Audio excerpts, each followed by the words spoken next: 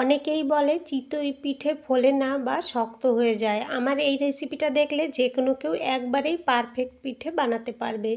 এর জন্য কিছুটা চাল ভিজিয়ে চালের জল ঝরিয়ে কিছু সময় রোদে শুকিয়ে নিয়ে গুঁড়ো করে নিয়েছি। 2 কাপ চালের গুঁড়ো নিলাম, এর মধ্যে আধা কাপ ময়দা দিয়ে উষ্ণ গরম জল দিয়ে খুব সুন্দরভাবে একটা ব্যাটার তৈরি করে নিয়ে এর মধ্যে স্বাদ মতো লবণ আর সামান্য একটু বেকিং সোডা দিয়ে আবার কিছু সময়ের জন্য ফেটিয়ে নিতে হবে। ব্যাটারটা কিন্তু খুব ভালোভাবে না ফেটালে কিন্তু পিঠে ভালো হবে না। এরপরে কড়াইটা খুব ভালোভাবে গরম করে নিয়ে গ্যাসের ফ্লেমটা হাইয়ে রেখে 1 কাপ ব্যাটার দিয়ে দিলাম।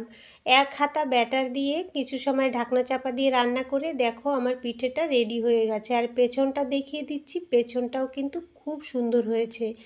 একে একে সমস্ত পিঠেগুলো আমি তৈরি করে নেব আর প্রতিটা পিঠে কিন্তু ফুলবে আর খুব সুন্দর সফট হবে। এখানে তোমরা দেখলেই বুঝতে পারবে পিঠেগুলো কত সুন্দর হয়েছে। একটা পিঠে ছিঁড়ে তোমাদের দেখিয়ে দিচ্ছি, এটা কত সুন্দর সফট হয়েছে আর খেতে কিন্তু দারুণ হয়েছিল। সন্ধেবেলা চার সঙ্গে বা ঝোলা গুড়ের সঙ্গে খেয়ে দেখবে, খেতে কিন্তু খুব ভালো লাগে। আমার কাছে আগের দিনের যে মিষ্টিটা বানিয়েছিলাম সেটার কিছুটা শিরা ছিল, সেটা দিয়েই খেয়ে নিলাম। রেসিপিটা ভালো লাগলে ভিডিওটা একটা লাইক করবে।